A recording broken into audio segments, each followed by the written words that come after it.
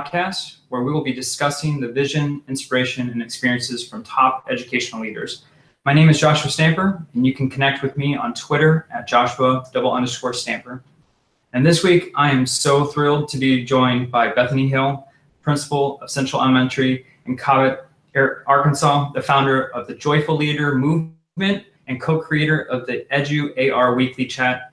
And Bethany, I know this is our first time talking, but I feel like I know you. Thank you so much for joining me today. Thank you for having me. And Bethany, we're just going to begin the show with kind of an origin story. I just want to hear your personal leadership journey. Okay, well, I have almost completed my 20th year in education, and it's hard to believe that it's been that long. Started out as a first grade teacher, taught second grade, third grade, and I was a curriculum coach for a little while, for a few years, missed the classroom. So actually, while I was working on a master's, I returned back to the classroom and taught for a couple more years, and then moved into administration as an assistant principal. And I did that for 5 years, and I am now principal at Central Elementary. It's a P4 school, about 480 kids, and I've done that for 4 years, just about to finish my 4th year. So I never saw myself as a principal. I was one of those teachers who said, I will never be an administrator. And I just would have bet money on it. And so sometimes I laugh at myself when I look at where I am now. I wouldn't have it any other way. But it's funny when I think back and how many times that I have said that I would never go into administration. I just want to be in the classroom forever. And I do miss the classroom a lot. I just have to live in the classrooms when I'm really feeling empty. That's where I go. And I try to be there all the time anyway, but sometimes I have to be more intentional about it, because I think once you're a teacher, you're always a teacher no matter what. So. Oh, most definitely. Just seems like we're a teacher of adults instead of children all the time. Absolutely. As an administrator. And it's funny that you said that, because I felt very similar, saying I love teaching. I don't know if I want to be, become an administrator someday. But for my own story, I remember a very distinct moment where someone came to me. I'm just curious, did you have a moment like that where maybe a person came up to you and asked you about leadership?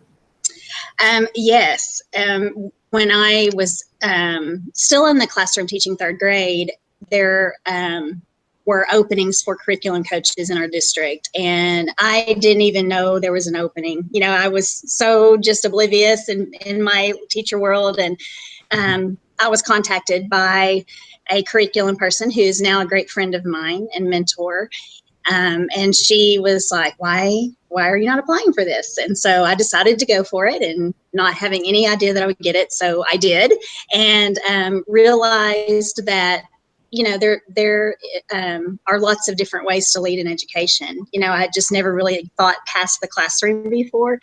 I did return back to the classroom after a few years of curriculum coaching. I just missed that setting, and had an opportunity to lead a site-based observation classroom for literacy. So new teachers and teachers new to a grade level or going through literacy training could come filter through my room and observe the literacy block. And so I really kind of had the best of both worlds there for a couple of years, and was able to, still be a teacher leader and work with adults, but also have my 25 kids in the classroom. So it was really great. And then my principal is actually the one who approached me about applying for an assistant principal job in our district. And she encouraged me to pursue that. And I didn't have the credentials yet. I was close, but I applied and I got the job. And so, so I ended up, in that position. And I think I just had little nudges along the way from mentors and co-workers. I've been very blessed to have some amazing leaders to model after, and our district is a very strong district. And so I never thought I'd see myself here, but here I am. Yeah, and I think it's funny, you talked about earlier about teachers, and I think as a teacher you kind of get in your own bubble and you don't really understand the global aspect of the school. What was one thing that was a big surprise to you once you got into administration? Oh, well, the first thing I realized was how lonely It is sometimes. I was used to having a team and, a group of teachers to go to bounce things off of, and or to even just eat lunch with. And once I became an administrator, I realized real quick that, there's only a couple of us in the building. and being new to a school, it was a very lonely feeling the first few weeks. And I questioned myself constantly. Did I do the right thing? Mm-hmm. Because I just didn't know quite where I fit.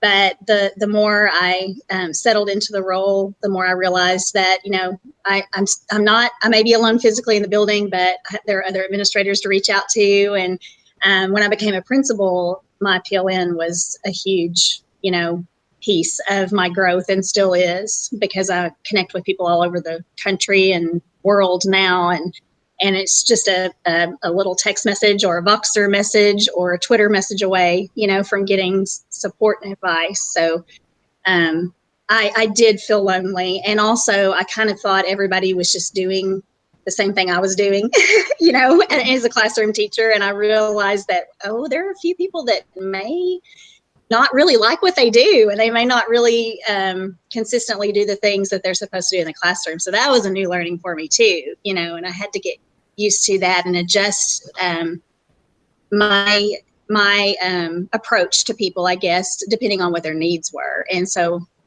transforming into that adult learning versus teaching children was a big wake-up call too. Yeah, definitely. And I'm just curious, kind of expand on that. How do you encourage creative thinking and problem solving within your organization? Well, we have a culture of yes at Central, and I have really encouraged our tribe, and that's what we call each other. We're a family, a tribe, to never avoid asking. Because the worst thing that could happen is I might have to say, "Oh, we can't do that right now," or maybe we need to think on that before we jump in.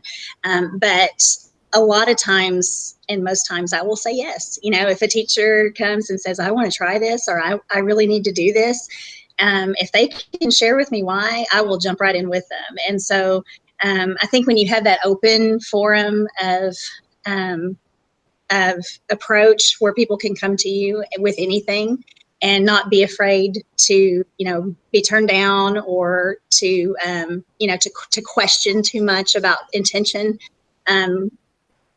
I think people are willing to jump out there a little bit more. And so with that culture of yes, it really makes a difference, and it helps people think outside the box too, along with a little bit of nudging. Sometimes we have to, nudge just a little bit, but if the culture is that of nudging with peers and with administration, then it makes people think outside of the box more and more creatively, and to want to do better for kids. So.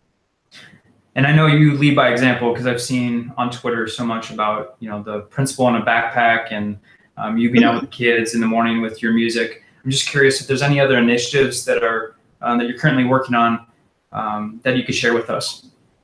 Well, this past year, we started the Observe Me movement, and we talked about it the whole year before about how, a true professional learning community is one that's very transparent, and we should have an open door policy, at all times, where we can go in and learn from each other or celebrate each other even, And so we started this year, and instead of placing goals for growth outside, we started with strengths outside the classroom door. And so people would share, something that they feel like they could offer to help someone else, and have that open door policy for other teachers to come in and observe. And it was the coolest thing to see teachers bragging on each other, or just picking up little bitty things, procedures and, routine type things that they would see in a classroom that they wouldn't normally see, because we don't normally, we haven't had a culture of collaboration in that way. So we dabbled with it this year. We're going to dive into it more next year, and maybe get a little bit more vulnerable with it, and push a growth, out there, and to get some authentic feedback. And that's a little scary. Mm-hmm. But I think we, doing this, starting with teachers, so and that helps them feel more secure. And so I'm looking forward to continuing that and, having teachers feel more comfortable going in and out of each other's classrooms. That sounds wonderful. I'm going to pivot to a different subject, one that I know is close to both of our hearts because we actually collaborated on this, collaborated on a blog post, which you can check out on your website, bethanyhill.com, or mine, joshuastamper.blogspot.com, where we actually talked about restorative practices in a post called Repair. Mm-hmm. What drove you toward implementing restorative practices on your campus? Well, when I became principal, I found myself in a Title I school for the first time in my career, and I quickly noticed that the needs were different, and the approach to children needed to be quite different as well.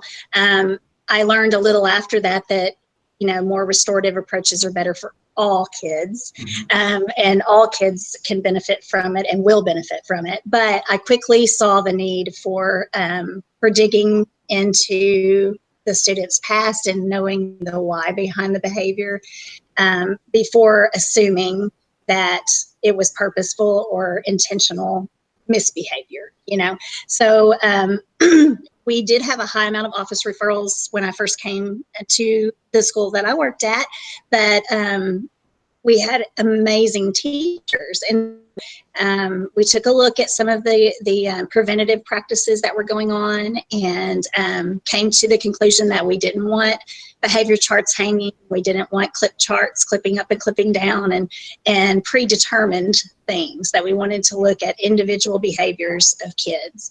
And the shift from punishment to conversation and disciplinary discussion, it took a while, and I had to practice it a lot myself because I felt pressured as a principal to punish or to give a consequence, sometimes pressured by families because they wanted a punishment for their child, sometimes pressured by teachers because they felt that they weren't justified or they weren't being supported, if there wasn't a punishment. And so it took me a while to feel comfortable and to realize that punishment is not correction of behavior. It's a Band-Aid. And if kids are just making the right choices to stay out of trouble, then that's not really going to last, throughout their life. And when they grow up and become adults, they have to want it on the inside. And we have to help them see that, repairing behaviors or replacing behaviors that are undesirable is the goal, and that they will be more successful. They will feel better on the inside when that happens. So it's a huge mindset shift for sure. And I still grapple with it in my head all the time because there are new instances that come up every single day. Being in a school, you never know what's going to be thrown at you. You never know what a child's going to do, one day. And so I've learned that we don't have to respond immediately. We don't have to assign a punishment immediately. We don't have to do anything immediately other than let the child cool down. Let the child speak, give that kid time to discuss what happened and what the feelings are, because it's, usually kids are in their emotional state when they start to act out. And there's a reason why they became emotional in the first place. So that's the root of the behavior, which is what we need to figure out. So definitely. I couldn't agree more. With the mindset shift, because you did mention that with your staff, really with any change, how as a leader do you help change the mindset of your teachers? Well, we spent a lot of time in team meetings the first year looking at restorative type practices. We didn't necessarily call it that. Mm-hmm. We had responsive classroom embedded into a lot of classroom environments there. Several teachers had been through training, and it's very restorative in nature, and talks about the power of positive language, using that with children. And so we really kind of went back to the grassroots of that, because it had been several years since some had gone through training, and I had not ever been through that training. And so I was learning from teachers who were implementing it too, with morning meetings and things like that are very proactive and preventative measures to create that safe environment so kids feel that they belong, in that classroom. And so that's a big part of it right there. But it took a while to look at what constituted a discussion outside of the classroom teacher. What should be an office referral? What should it be?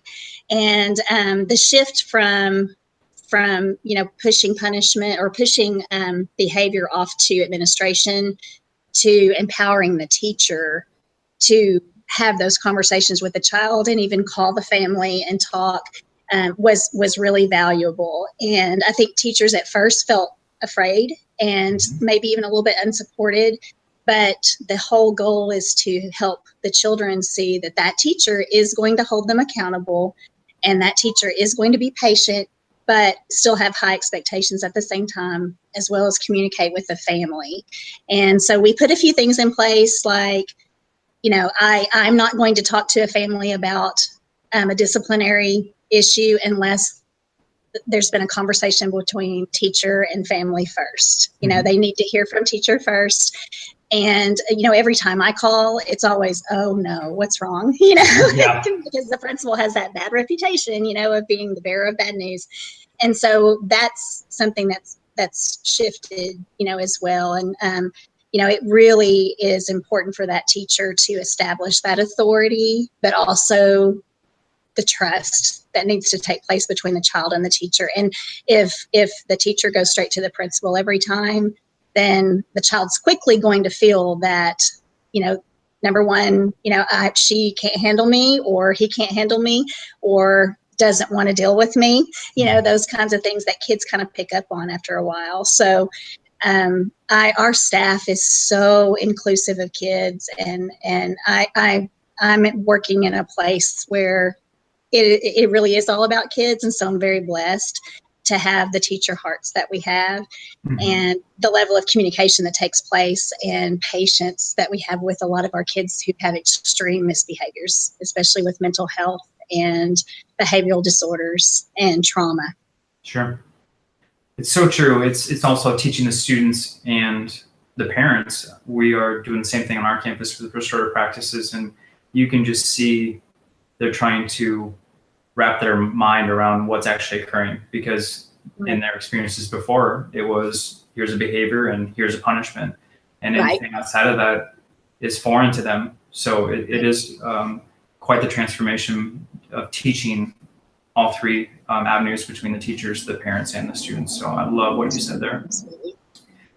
Changing the subject again, you have a wonderful hashtag with the Joyful Leaders that I look forward to each week, because it's so fun to go on and to see some type of positive thing that's occurring.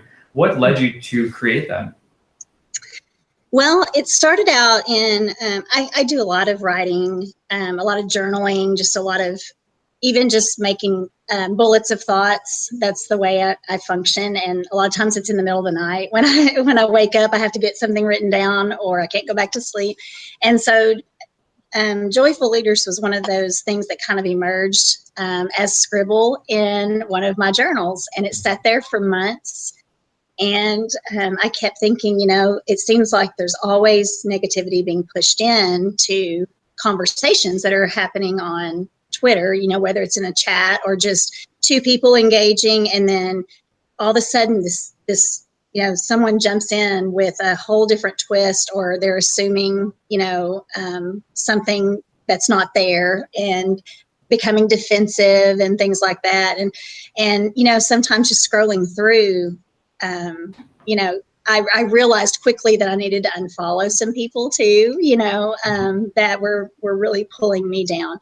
So one day I opened up my blog and I started to type, and Joyful Leaders was born. And it's been a couple of years now. Pushed a blog post out about it and just talked about the traits of joyful leaders. Of course, there are hundreds of traits of joyful leaders, but the top 10 or so that were so powerful, I focused on that, pushed the blog out, and the hashtag was born. And I was just mainly doing it for me, just kind of as my own brand, and to just to kind of brand myself. Mm-hmm. So I didn't expect people to pick up on it. And within a few weeks, it was like people were using it, just they were tagging it on to different things that they were posting, mm-hmm. and retweeting the blog. And then within a few months, it just kind of exploded. And I just was very overwhelmed with that in a great way. And so now that it's been over 2 years, it just every day I go through and I scroll. That's one of the things I do before I go to sleep at night. And I just scroll through and see every day I see new faces in there. Mm-hmm. And I always follow everyone that uses the hashtag. I always, give them a follow. And it has just been incredible to see. And it fills my heart every single day for sure. And the testimonies of other people who just send messages randomly and say, thank you for having this feed. I love the people in the Joyful Leaders Tribe or the Joyful Leaders PLN. And so people actually, go to it specifically to see certain people's posts or just to get some encouragement, which we all need. So it's such a powerful movement. I'm so glad you created that. And I couldn't think of a better way to close than to ask this question. What do you think is the most joyful thing about being a leader? I think it's service. Without a doubt, service to others. I feel like if we have that intentional thought process of every day waking up and thinking, who am I going to support today? Who am I going out of my way to speak to today? Who am I going to uplift today? Who might need a little bit of positivity?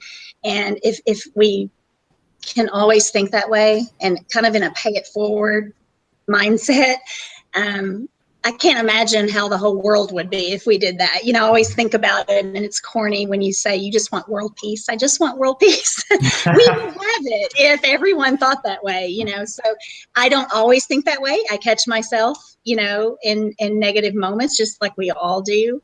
And I go straight to the Joyful Leaders PLN every time I get that way. I go to certain people who I know will pull me out of the hole and help me see that I've got this, And so I think servant leadership is just by far the biggest trait of a joyful leader, because that's how we get our joy, is by serving others and then seeing the empowerment and the success that comes out of that through other people. So great.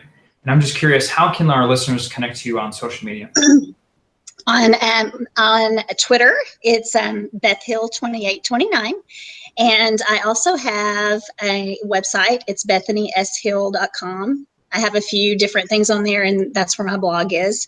I also have a Facebook page called Inspiration for Educators, and I've had it for about 3 years or so, and it's just slowly grown and grown. It has about 3,000 followers, I guess, and I share things on there on a regular basis. And then I'm on LinkedIn as well. I'm on Instagram. Bethany Hill 1 is my handle on Instagram. So I love to connect with people in all avenues, and every day I find someone new to follow. That's a goal of mine. Before I go to bed at night, I'm going to find new people. So. Well, it's been wonderful to connect with you, not only on Twitter, but also on this podcast. Thank you so much, Bethany. Thank you. And to our listeners, please continue to check out the podcast on SoundCloud and iTunes. And please share your reviews on both venues. And again, thank you, Bethany, for joining us for episode 2.